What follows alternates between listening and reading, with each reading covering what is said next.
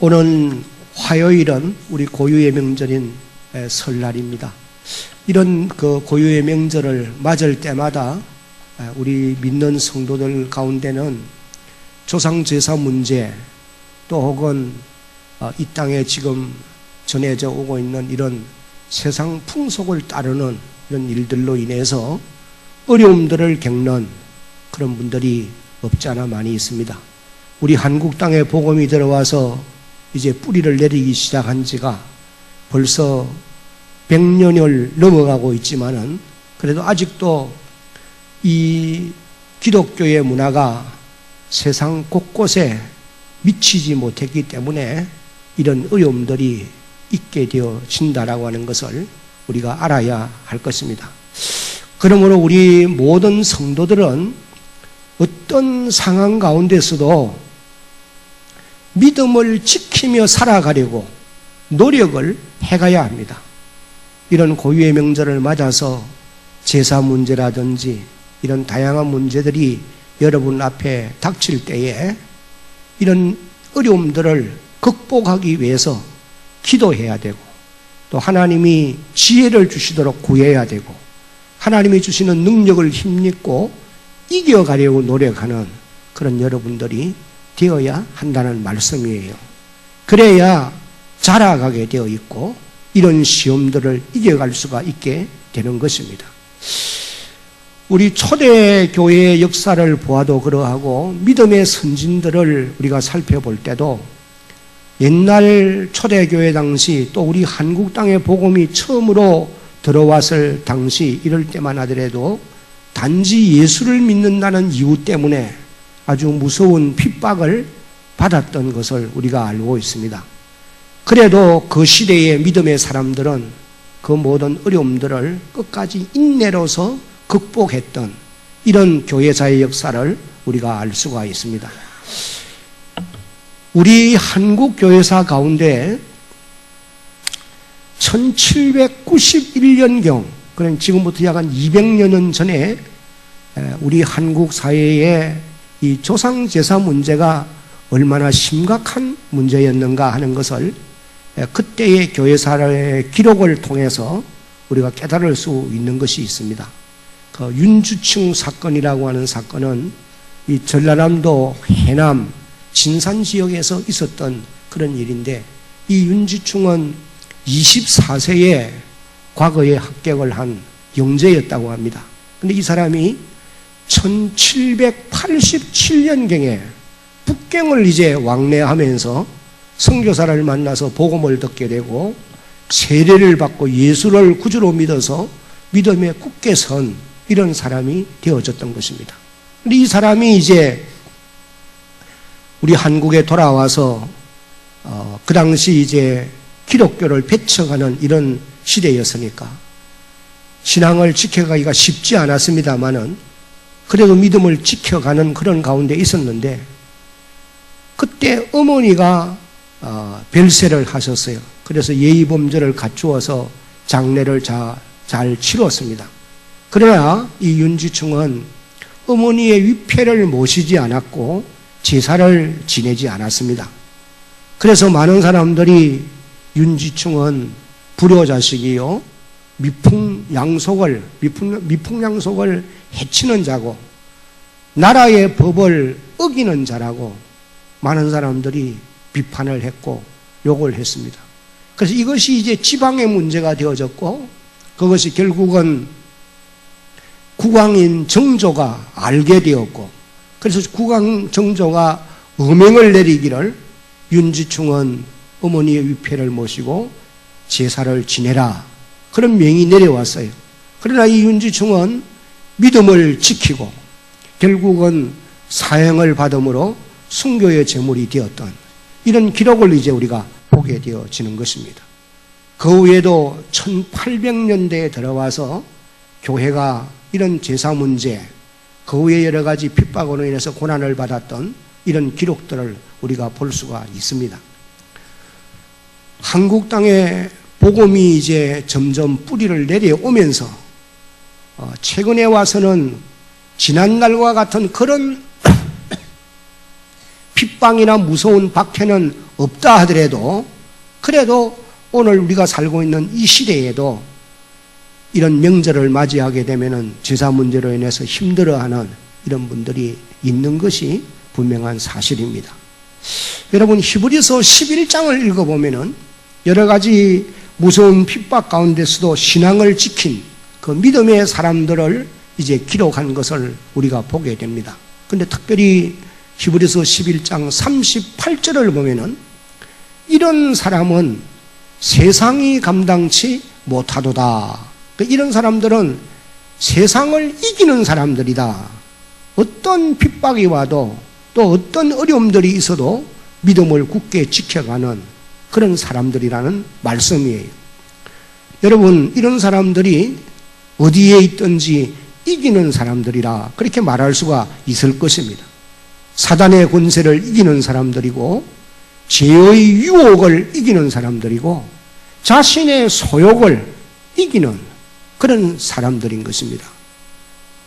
그런데 중요한 것은 이런 이김은 인간 자신의 능력이나 힘으로는 불가능한 것입니다. 하나님께서 이길 힘을, 이길 수 있는 능력을 공급해 주심으로 이길 수 있게 되어진다고 하는 사실이에요. 여러분들이 요한복음 16장 33절 하반절을 읽어보면 예수님께서 이렇게 말씀을 하세요. 제자들에게 세상에서 너희가 환난을 당하나 담대하라. 한번 따라합시다. 내가 세상을 이기었노라. 예수님께서 너희가 세상에서 환난을 당하는데 내가 이 세상을 이겼다는 거예요. 그렇게 이제 말씀을 하십니다. 그러므로 오늘 이 시대를 살아가고 있는 우리 성도들도 세상을 이긴 그 예수님을 믿고 의지함으로 또 그리고 그분이 우리에게 공급해 주시는 성령의 능력을 힘입음으로 이 세상 어디에서든지 이기는 자로 살아가는 그런 주의 백성들이 되어야 할 것입니다. 사단의 권세를 이길 수 있어야 되고 갖가지 죄의 유혹을 이길 수 있어야 되고 자신의 소욕을 이길 수 있는 이런 사람들이 되어야 한다는 말씀입니다. 이제 오늘 우리가 읽은 이 본문은 다윗이 어디로 가든지 여호와께서 이기게 해 주셨던 그런 이제 내용을 18장 전체가 기록을 하고 있습니다. 여기 먼저 1절 말씀을 보면은 다윗은 블레셋을 쳐서 항복을 받고 가드와 그 동네를 이제 빼앗았다고 그렇게 기록을 하고 있습니다. 이 블레셋은 우리가 아는 대로 해양 민족이에요. 아주 강한 민족입니다. 이스라엘 나라 가까이에 있으면서 이스라엘을 아주 힘들게 한 그런 나라가 바로 블레셋입니다. 사무엘상 31장을 읽어보면은 사울 왕과 요나단이 이 블레셋과의 전쟁에서 결국 두 사람이 죽었습니다. 그리고 나라가 패전하게 되어지는 그런 아픔을 겪은 기록을 볼 수가 있습니다. 그런데 이제 오늘 우리가 읽은 이 본문에 보면은 다윗이 블레셋을 쳐서 가드를 비롯한 그런 도성을 빼앗고 이제 영토를 회복하는 이런 놀라운 역사가 있게 되었다. 그렇게 이제 기록을 했어요. 그 다음에는 여기 2절을 보면은 모압을 쳐서 이기고 그들의 대부분은 죽이고 남은 자들은 종으로 삼아 종을 바치게 하는 이런 놀라운 역사가 또한 있게 되어진 것입니다. 그리고 3절, 4절을 보면은 소바왕 하닷 에셀이 자기 권세를 회복하려고 유브라데 강으로 올라가려고 할 때에 다윗이 나가서 쳐서 병거 1,000대와 기병 7,000명, 보병 2만 명을 사로잡고 병거 100대의 말 외에는 말들의 발 힘줄을 끊어버렸다. 그렇게 이제 기록합니다. 그리고 또 7절과 8절을 읽어보면은 다윗이 하닷 에셀에게서 금을 빼앗아 오고 또 많은 노를 이제 가져오게 되어진 이런 기록을 볼 수 있어요. 이것은 후일에 솔로몬이 예루살렘 성전을 건축할 때에 높바다를 만들고 높기둥을 만들고 녹그릇을 만드는데 사용했던 이런 놀라운 역사를 우리가 또한 보게 됩니다. 그리고 또 여기 5절과 6절을 읽어보면은 아람 나라를 쳐서 이기고 수도 다메섹에 수비대를 두고 그리고 그들로 하여금 조공을 바치게 하였던 것입니다. 그리고 12절과 13절을 보면은 소금골짜기 에돔을 쳐서 18,000명을 죽이고 에돔의 수비대를 두므로 에돔 사람이 다 다윗의 종이 되었다. 그렇게 이제 기록을 하고 있습니다. 여러분, 이렇게 해서 다윗의 왕국, 통일왕국 이스라엘은 아주 강한 그런 나라가 되어졌고 이스라엘 역사에서 가장 넓은 영토를 차지했던 그런 때가 되어졌던 것입니다. 창세기 15장 18절을 읽어보면 하나님이 믿음의 조상 아브라함을 부르시고 하나님이 약속하시기를 내가 이 땅을 내가 너와 네 후손에게 줄 것이다 약속을 하셨는데 그 약속이 이제 애굽 강으로부터 북쪽에 있는 그 큰 유브라데 강까지, 그러니까 그 넓은 영토를 내가 너의 후손에게 줄 것이다 약속을 했는데 그 약속이 이제 다윗 왕 시대 때에 성취가 되어졌다라고 하는 사실을 우리가 알 수가 있는 것입니다. 그러면 여러분, 다윗이 이런 승리를 하게 된 비결이 어디에 있는 것이냐? 오늘 이제 우리가 읽은 6절과 13절을 보면은 이렇게 기록합니다. 6절입니다. 한번 같이 읽어봅니다. 다윗이 다메섹 아람에 수비대를 두매 아람 사람이 다윗의 종이 되어 조공을 바치니라. 다윗이 어디로 가든지 여호와께서 이기게 하시니라. 그 다음에 13절에도 보면은 다윗이 에돔의 수비대를 두매 에돔 사람이 다 다윗의 종이 되니라. 다윗이 어디로 가든지, 그 다음 같이 읽습니다. 시작. 여호와께서 이기게 하셨더라. 그리고 사무엘하 5장 10절에도 보면은 사무엘하 5장 10절에 보면 한번 같이 읽습니다. 만군의 하나님 여호와께서 함께 계시니 다윗이 점점 강성하여 가니라. 사무엘하 5장이나 역대상 앞부분 그리고 오늘 읽은 이 본문 이런 부분들은 다 같은 내용을 이제 기록하는 그런 병행 구절들이 기록되어 있음을 우리가 알 수가 있습니다. 여러분, 우리가 이 말씀들을 참고해 보면은 다윗이 이렇게 승리의 개가를 부를 수 있게 되어진 것은 그가 가는 곳 어디든지 하나님이 함께 계시면서 여호와가 다윗을 이기게 해 주심으로 승리하게 되어진 것이다. 그렇게 이제 말씀을 하고 있는 것입니다. 오늘 이 시대를 살아가고 있는 저와 여러분들도 어디를 가든지 하나님이 우리와 동행하시고 여러분들로 하여금 이기게 해 주실 때에 승리의 개가를 부르게 될 줄로 여러분 믿으시기를 바랍니다. 그러면은 왜 하나님께서 다윗을 어디를 가든지 이기게 해 주셨느냐? 도대체 다윗이 어떤 사람이었기에 승리의 개가를 부를 수 있도록 하나님이 그렇게 역사해 주셨느냐 하는 것이 중요한 것입니다. 우리는 그 이유를 이제 좀 살펴보아야 하겠는데 먼저 1절 말씀을 다시 한번 보겠습니다. 1절을 봅니다. 시작. 그 후에 다윗이 블레셋 사람들을 쳐서 항복을 받고 블레셋 사람들의 손에서 가드와 그 동네를 빼앗고, 여러분 여기 제일 앞에 나오는 그 후에라고 하는 이 말이 아주 중요한 말씀이에요.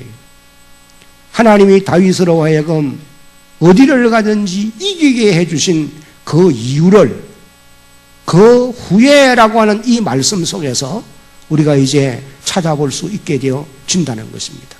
여기 그 후에라고 하는 말은 무슨 일이 있은 후에 그런 이제 의미의 말씀인 것입니다.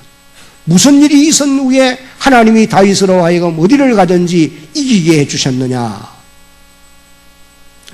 역대상 17장과 우리가 이제 오늘 18장을 읽었는데 앞에 한 장 넘어가서 17장과 그리고 이제 그 앞부분, 물론 이제 더 많은 범위를 잡을 수 있겠지만은도 특별히 역대상 11장부터 17장까지의 내용들을 우리가 참고해 보면은 다윗이 무슨 일을 하고 난 이후에 하나님이 그로 하여금 이런 승리를 할 수 있도록 이기게 해 주셨는가 하는 것을 알 수가 있는 것입니다.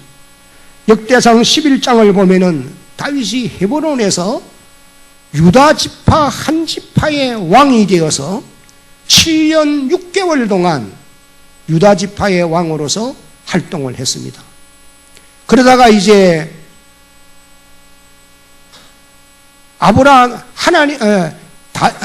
사무엘 선지자를 통해서 이 다윗에게 통일왕국의 왕이 되어질 것이라고 하는 이 말씀대로 이제 12지파가 찾아와서 다윗에게 기름을 붓고 통일왕국의 왕으로 세우는 이와 같은 놀라운 역사를 보게 되어지는 것입니다. 그래서 다윗이 이제 역대상 11장을 읽어보면은 통일왕국의 왕이 되어졌어요. 다윗이 통일왕국의 왕이 되기까지 그가 이제 활동했던 이런 내용들을 여러분들이 역사서를 읽으면서 살펴보면은 참 놀라운 것을 발견할 수 있는데 다윗이 특별히 넓은 마음을 가지고 포용 정책을 썼다라고 하는 것을 깨달을 수가 있어요. 오늘 이 시대를 살아가고 있는 우리 성도들에게도 넓은 마음이 필요하다. 그래서 많은 사람을 포용할 수 있는 이런 포용 정책, 하나님의 교회도 가정과 사회와 이 나라와 민족 가운데도 이런 다윗의 넓은 마음을 가진 이런 포용 정책이 통일왕국을 이루는 이런 놀라운 역사를 일으켰다라고 하는 것을 알 수가 있는 것입니다. 다윗이 이제 통일왕국의 왕이 된 이후에 나라를 견고하게 세우기 위해서 수도를 예루살렘으로 옮깁니다. 그리고는 이제 옮긴 다음에 군사명과 또 행정에 있어서 나라를 굳건하게 세우기 위해서 새롭게 조직을 하는 이런 말씀을 이제 역대상 11장 후반부부터 12장에서 자세하게 살펴볼 수가 있습니다. 그런데 놀라운 것은 다윗의 왕국이 여호와가 함께 하심으로 갈수록 강성해져 갔다고 하는 사실이에요. 그래서 두로왕 히람이 이것을 알고는 자기 나라에서 나는 백향목과 그리고 석수와 목수들을 보내어서 예루살렘 그곳에 다윗 왕궁을 오랜 시간에 걸쳐서 건축해주는 이런 놀라운 역사가 있게 되어진 것입니다. 여러분 사무엘하 5장 10절로 11절 말씀을 함께 한번 읽어보겠습니다. 시작. 만군의 하나님 여호와께서 함께 계시니 다윗이 점점 강성하여 가니라. 두로왕 히람이 다윗에게 사절들과 백향목과 목수와 석수를 보내매 그들이 다윗을 위하여 집을 지으니 여기서 말하는 이 집은 궁전을 말하는 다윗 왕궁을 말하는 거예요. 이것을 이제 지어주게 되었다는 것입니다. 그런 놀라운 역사가 있게 되었을 때에 다윗이 큰 깨달음을 가지게 되어졌습니다. 다윗이 깨달은 것이 무엇이냐 하면은 역대상 14장 2절 말씀을 함께 읽어봅니다. 다윗이 여호와께서 자기를 이스라엘의 왕으로 삼으신 줄을 깨달았으니 이는 그의 백성 이스라엘을 위하여 그의 나라가 높이 들림을 받았음을 알미였더라.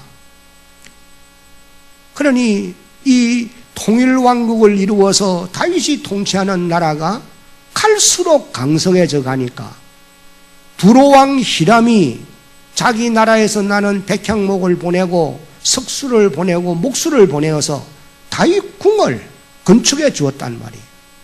다윗이 이 모든 것들을 이제 경험하면서 깨달은 것이 무엇이냐 하면은 하나님께서 나를 통일왕국의 왕으로 세워준 것이라, 왕으로 세워준 것이로구나, 이걸 깨달아 알게 되었다는 거예요. 물론 이제 그 전에도 다윗이 하나님이 자기를 왕으로 세워준 것을 모를 리가 없었겠지요. 그러나 이런 놀라운 역사를 보면서 더 깊이 깨닫게 되었다는 거예요. 그리고는 또 이스라엘 나라가 높이 들리워지는 것은 하나님이 그렇게 해 주신 것이다 라고 하는 것을 깨달아 알게 되었다, 그렇게 말씀을 하시고 계세요. 여러분, 오늘 우리도 마찬가지입니다. 하나님의 은혜로 말미암아 오늘 저와 여러분들이 여기에 있게 되어지는 줄로 믿어야 합니다. 나의 나됨이 하나님의 은혜로 된 것이지, 내가 똑똑하고 내가 잘나서 오늘의 내가 있게 되어진 것이 아니고, 하나님이 내게 긍휼을 베풀고 하나님이 베푸신 그 은혜로 말미암아서 오늘의 내가 여기에 있게 되어졌다. 다윗이 성성장구에 가면서 깨달은 것이 하나님이 나로 하여금 이스라엘의 왕위에 오르게 했고, 이 나라가 이와 같이 강성하게 되어져 가는 것은 하나님이 이렇게 해 주신 것이다, 이걸 철저하게 깨닫게 되어졌다는 것입니다. 여러분, 다윗이 이것을 깨닫고 제일 먼저 했던 일이 무엇이냐 하면은 하나님을 사랑하는 마음으로 하나님의 법궤를 예루살렘 궁으로 옮겨오려 했던 일입니다. 이것이 이제 사무엘하 6장과 역대상 13장을 병행해서 읽어보면 자세히 알 수 있는데, 다윗이 처음에는 하나님의 말씀대로 법궤를 옮겨오려 하지 않고 인간적인 방법으로 하는 것을 내버려 두었다가 우사가 죽는 사건을 맞이하게 되므로 결국 법궤를 옮겨오는 일을 실패했습니다. 그러나 그때로부터 3개월이 지난 이후에 다윗이 자신의 잘못을 깨달아 알고 법궤를 옮길 때는 하나님의 말씀대로 해야 된다고 하는 것을 제사장들과 레위인들을 불러서 명령을 하였던 것을 보게 됩니다.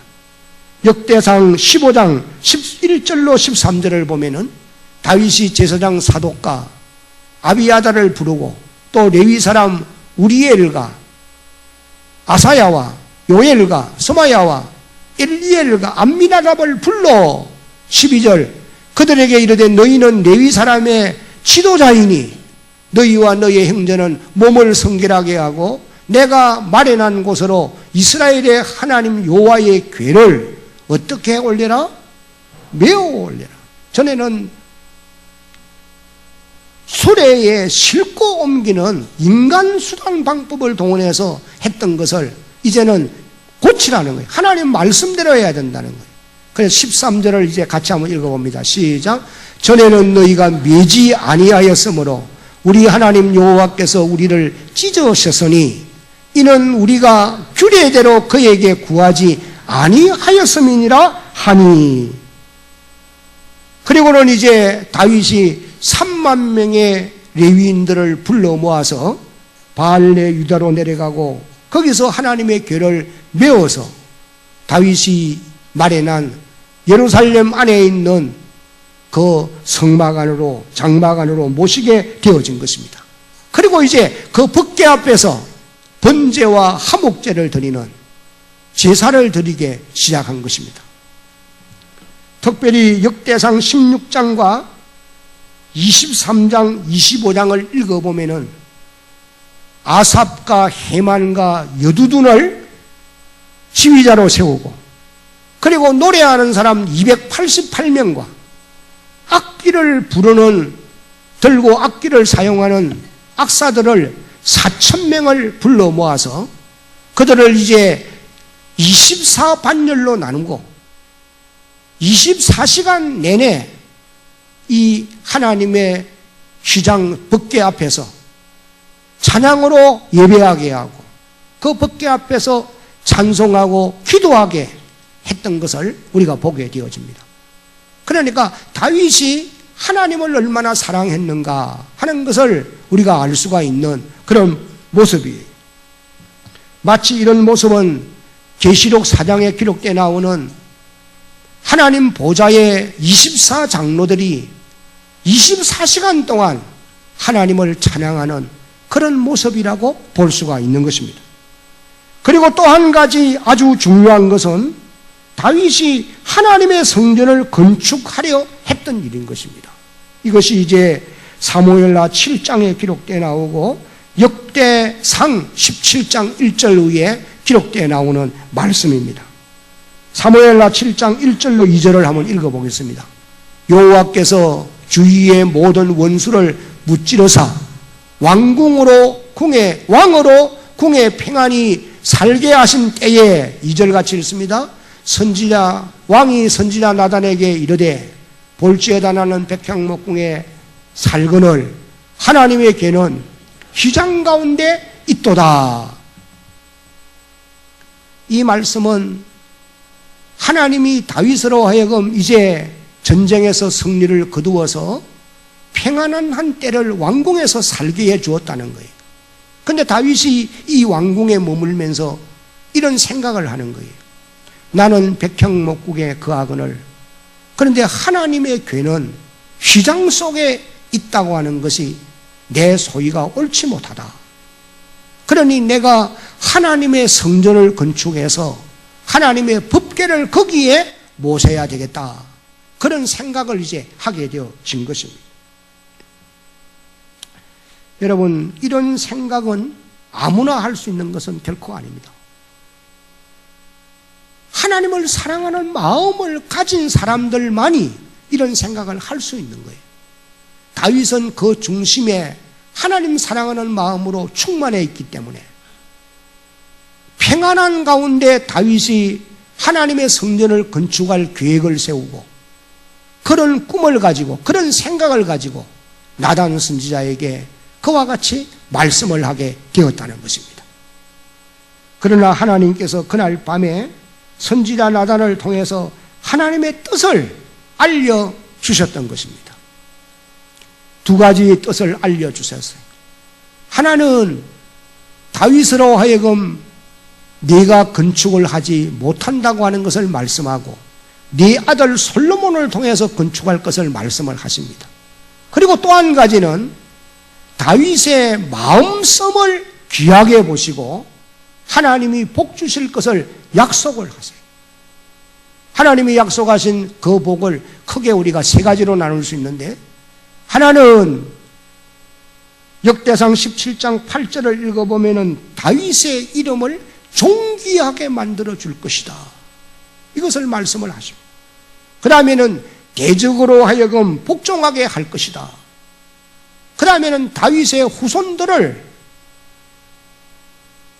복 주실 것을 약속을 하시는 것입니다. 다윗은 선지자 나단으로부터 이와 같은 말씀을 전해 듣고 왕궁에서 나와서 법궤가 있는 휘장 안으로 들어가서 거기서 하나님 앞에 기도하기를 시작한 것입니다. 역대상 17장 16절 말씀을 읽어보면은 다윗 왕이 여호와 앞에 들어가 앉아서 이르되, 여러분 여기 앉아서 이르되 이 말은 오랜 시간 기도했다고 하는 그런 의미의 말씀이에요. 여기 앉아서라는 말이 그런 의미예요. 왕이 왕궁에서 나와서 법궤를 모시고 있는 그 휘장 속에 들어가서, 장막 속에 들어가서 오랜 시간 앉아서 기도하고 있다는 것입니다.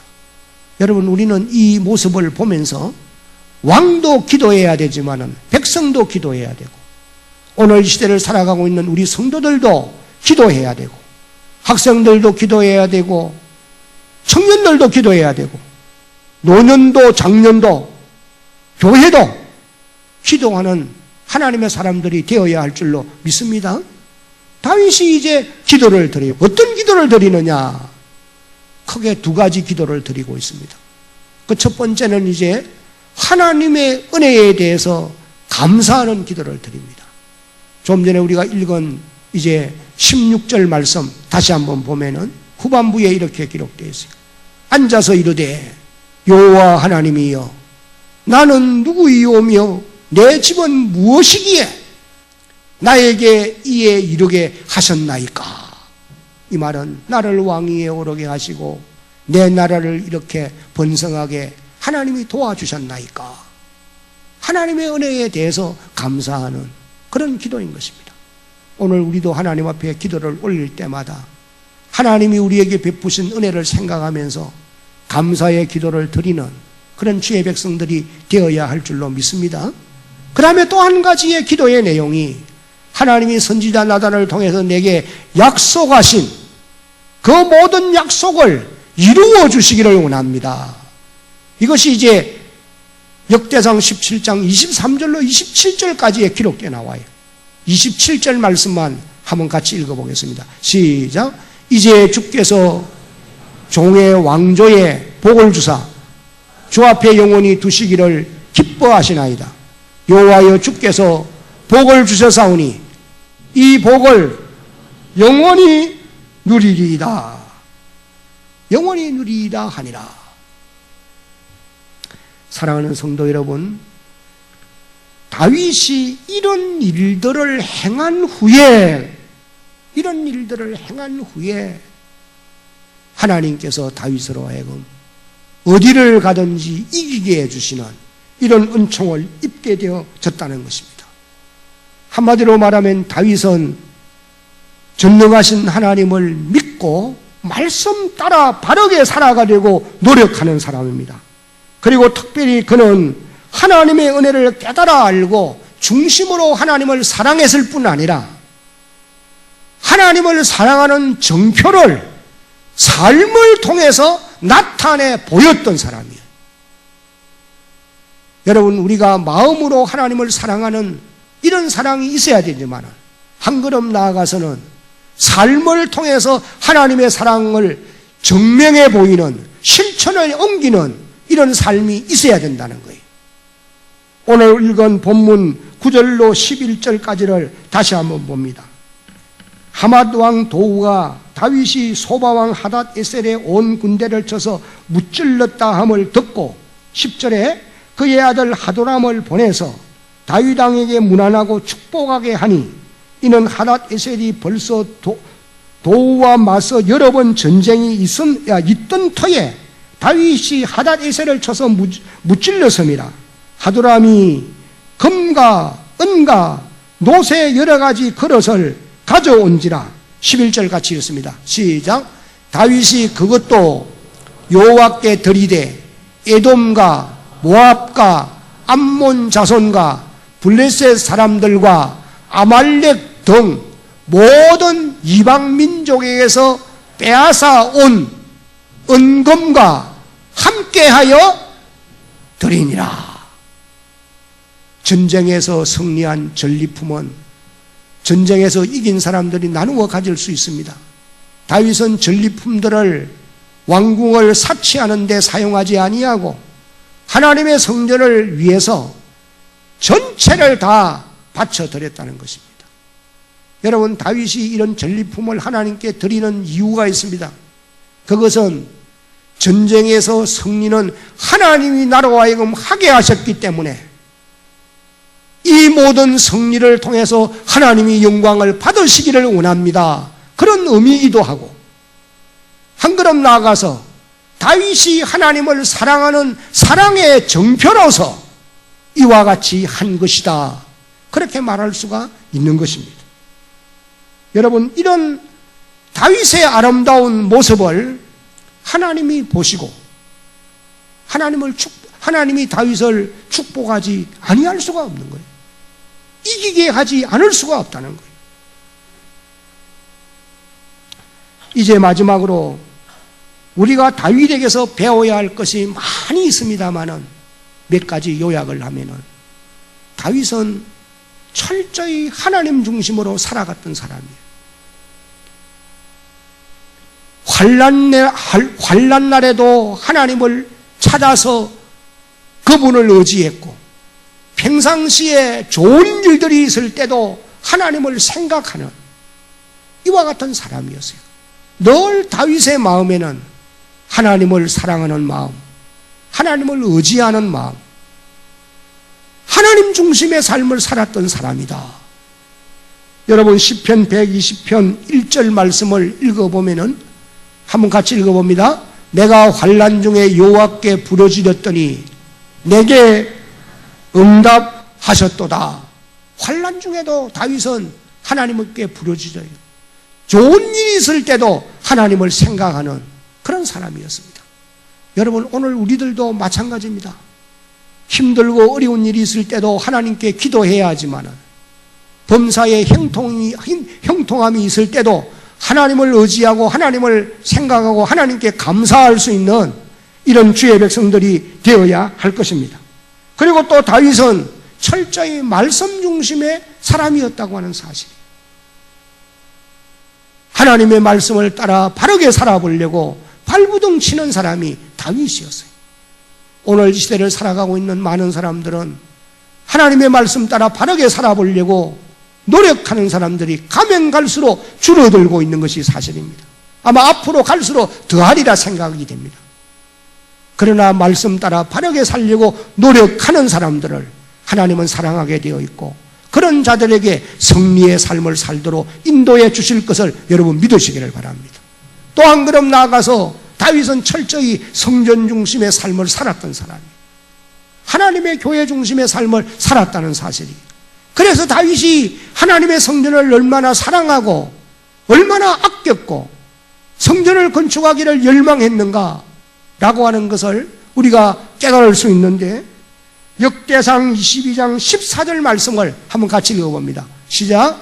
내가 환난 중에 여호와의 성전을 위하여 금 10만 달란트와 은 100만 달란트와 녹과 철을 그 무게를 달 수 없을 만큼 심히 많이 준비하였고 또 제목과 돌을 준비하였으나 너는 더할 것이며 솔로몬에게 그렇게 당부한 말씀이 내가 환난 중에 여호와의 성전을 위해서 금 10만 달란트 이건 돈으로 환산할 수 없습니다. 은 100만 달란트 녹과 철은 무게를 달 수 없을 만큼 그리고 다윗은 기도하는 사람이었어요. 시편 86편 3절에 보면은 주여 내게 은혜를 베푸소서 내가 종일 주께 부르짖나이다. 온종일 기도하는 사람이었다는 것입니다. 사랑하는 성도 여러분, 다윗은 이런 사람이었기 때문에 하나님께서 그로 하여금 어디를 가든지 이기게 해주시는 복을 누리게 되어졌던 것입니다.